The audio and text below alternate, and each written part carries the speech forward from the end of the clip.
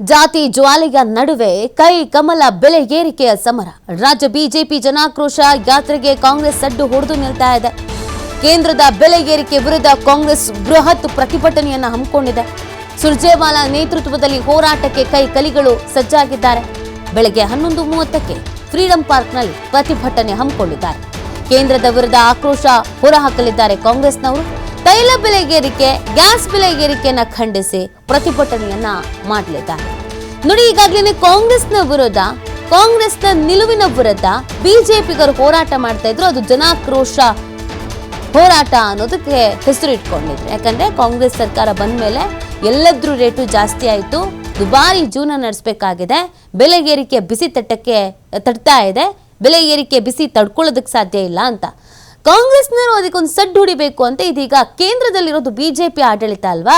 ಬಿಜೆಪಿಯವರು ಎಲ್ಲದ್ರೂ ರೇಟ್ ಜಾಸ್ತಿ ಮಾಡಿದ್ದಾರೆ. ಹಾಗಿದ್ರೆ ಅದನ್ನ ಯಾಕೆ ಪ್ರಶ್ನೆ ಮಾಡಬಾರ್ದು? ನಾವು ಹೋರಾಟ ಮಾಡ್ತೀವಿ, ನಾವು ಬೀದಿಗೆ ಇಳಿತೀವಿ, ನೀವು ಕೂಡ ಎಲ್ಲದ್ರೂ ರೇಟ್ ಜಾಸ್ತಿ ಮಾಡಿದಿರಲ್ಲ. ನೀವಿಲ್ಲಿ ರಾಜ್ಯದಲ್ಲಿ ಜಾಸ್ತಿ ಆಯಿತು ಅಂತಂತ ಇಲ್ಲಿ ಪ್ರತಿಭಟನೆ ಮಾಡ್ತೀರಾ ಅಂದ್ರೆ ಕೇಂದ್ರದಲ್ಲಿ ನಿಮ್ಮದೇ ಸರ್ಕಾರ ಇದೆ, ಹೋಗಿ ಅಲ್ಲಿ ಪ್ರತಿಭಟನೆ ಮಾಡಿ, ಅಲ್ಲೂ ಹೋಗಿ ಹೇಳಿ ಜನರಿಗೆ ಸಮಸ್ಯೆ ಆಗುತ್ತೆ, ದುಬಾರಿ ಜೀವನ ಆಗುತ್ತೆ, ಹಿಂಗಾದ್ರೆ ಜೀವನ ಮಾಡೋದು ಹೆಂಗೆ, ಎಲ್ಲದ್ರೂ ರೇಟ್ ಜಾಸ್ತಿ ಆಯಿತು, ದಯವಿಟ್ಟು ಸಿಲಿಂಡರ್ದು ಎಲ್ಲದ್ರದ್ದು ರೇಟ್ ಕಮ್ಮಿ ಮಾಡಿ ಅಂತ ಅಂದ್ಬಿಟ್ಟು ಕೇಂದ್ರ ಸರ್ಕಾರವನ್ನ ಕೇಳಿ. ಯಾಕದಾಗಲ್ಲ? ಬಿಜೆಪಿಯವರು ಯಾಕೆ ಬಾಯಿ ಮುಚ್ಕೊಂಡಿದ್ದಾರೆ? ಕಾಂಗ್ರೆಸ್ನವರು ರೇಟ್ ಜಾಸ್ತಿ ಮಾಡಿದ್ರು ಅಂತ ಬಂಬಡ ಪಡ್ಕೊಳ್ಳಲಾಗತ್ತಲ್ಲ, ಅಯ್ಯೋ ಕಾಂಗ್ರೆಸ್ ಬಂದ್ಬಿಟ್ಟು ಎಲ್ಲ ಜಾಸ್ತಿ ಆಯಿತು, ಅಯ್ಯೋ ಕಾಂಗ್ರೆಸ್ ಬಂದು ಎಲ್ಲ ಜಾಸ್ತಿ ಆಯಿತು ಅಂತ. ಈಗ ನಿಮ್ಮವ್ರು ಮಾಡಿದಾರಲ್ಲಪ್ಪ, ನಾವು ಪ್ರತಿಭಟನೆ ಮಾಡ್ತೀವಿ ಅಂತ ಈಗ ಕಾಂಗ್ರೆಸ್ನವ್ರು ಪ್ಲಾನ್ ಮಾಡ್ಕೊಂಡಿರೋದು.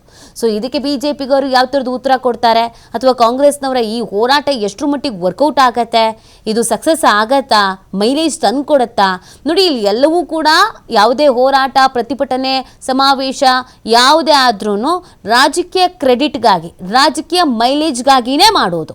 ಸೊ ಬಿಜೆಪಿಗವರು ಸಂಪೂರ್ಣವಾದಂಥ ಮೈಲೇಜ್ ತಗೋಬೇಕು, ಜನರಿಗೆ ನಾವು ರೀಚ್ ಆಗಬೇಕು ಅನ್ನುವಂಥ ನಿಟ್ಟಿನಲ್ಲಿ ಜನಾಕ್ರೋಶ ಅಂತ ಹೆಸರು ಇಟ್ಕೊಂಡು ಈ ಹೋರಾಟ ಮಾಡಿದ್ರು. ಈಗ ಅದಕ್ಕೆ ಟಕ್ಕರ್ ಕೊಟ್ಟು ನಾವು ಜನರನ್ನ ರೀಚ್ ಆಗಬೇಕು, ನಮಗೂ ಇದರ ಕ್ರೆಡಿಟ್ ಸಿಗಬೇಕು, ಮೈಲೇಜ್ ಸಿಗಬೇಕು, ಕೇಂದ್ರದವ್ರು ಏನು ಯಾವುದ್ರ ರೇಟು ಜಾಸ್ತಿನೇ ಮಾಡಿಲ್ವಾ, ಕಾಲಕ್ಕೆ ತಕ್ಕಂಗೆಲ್ಲ ಜಾಸ್ತಿ ಮಾಡಿಲ್ವಾ?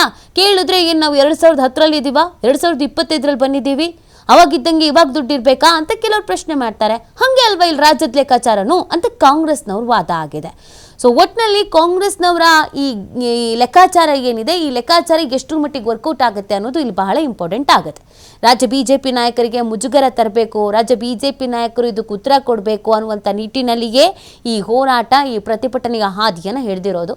ಸೊ ಒಂದು ಸಿದ್ಧತೆ ಮಾಡ್ಕೊಂಡಿದ್ದಾರೆ, ಹೀಗೆ ಹೋರಾಟ ಮಾಡಬೇಕು ಅಂತ.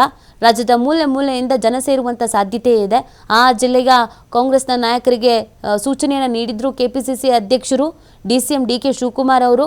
ನಿಮ್ಮ ಕಡೆಯಿಂದ ಇಷ್ಟು ಜನ ಬರಬೇಕು, ನೀವು ಇಷ್ಟು ಜನ ಕರ್ಕೊಂಡು ಬರಬೇಕು, ಸಾವಿರಾರು ಸಂಖ್ಯೆಯಲ್ಲಿ ಸೇರಿ ಪ್ರತಿಭಟನೆ ಮಾಡಬೇಕು ಅಂತ ಒಂದಷ್ಟು ಜವಾಬ್ದಾರಿಯನ್ನು ಹಂಚಿಕೆ ಮಾಡಿದ್ದಾರೆ DK ಶಿವಕುಮಾರ್ ಅವರು ಕೂಡ. ಇದು ಕೋಲಾರ ಆಗಿರ್ಬೋದು, ಬೆಂಗಳೂರು ಗ್ರಾಮಾಂತರ ಆಗಿರ್ಬೋದು, ನೆಲಮಂಗಲ ಆಗಿರ್ಬೋದು, ತುಮಕೂರು ಆಗಿರ್ಬೋದು. ಸೊ ಈ ಎಲ್ಲ ಭಾಗಗಳಿಂದಲೂ ಜನ ಬರುವಂಥ ಸಾಧ್ಯತೆಗಳಿಗಿದೆ. ಒಟ್ಟಿನಲ್ಲಿ ಶಕ್ತಿ ಪ್ರದರ್ಶನವೂ ಹೌದು, ಕೇಂದ್ರದ ವಿರುದ್ಧ ಸಡ್ಡು ಹೊಡೆಯೋದು ಹೌದು.